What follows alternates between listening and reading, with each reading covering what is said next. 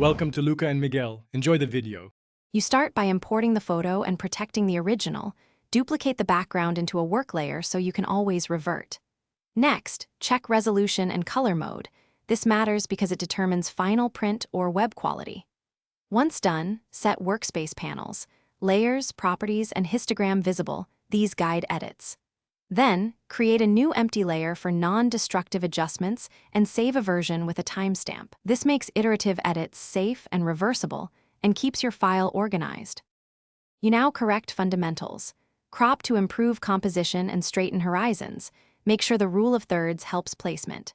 Then open Camera Raw Filter to adjust exposure, highlights, shadows, white balance, and clarity.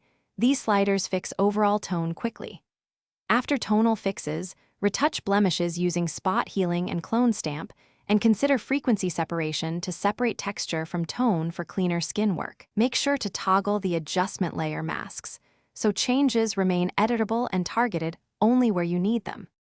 You finish by applying creative adjustments: curves for contrast, vibrance for saturated tones, and color lookup for mood. Stack them as adjustment layers and mask selectively. Next, add sharpening via Smart Sharpen on a stamped visible layer and simulate depth with selective Gaussian blur on background areas. Once satisfied, flatten a duplicate for export. Choose Save for web delivery or Export as for specific dimensions and formats. Troubleshooting tip: if colors shift, check color profile and ensure you export in sRGB for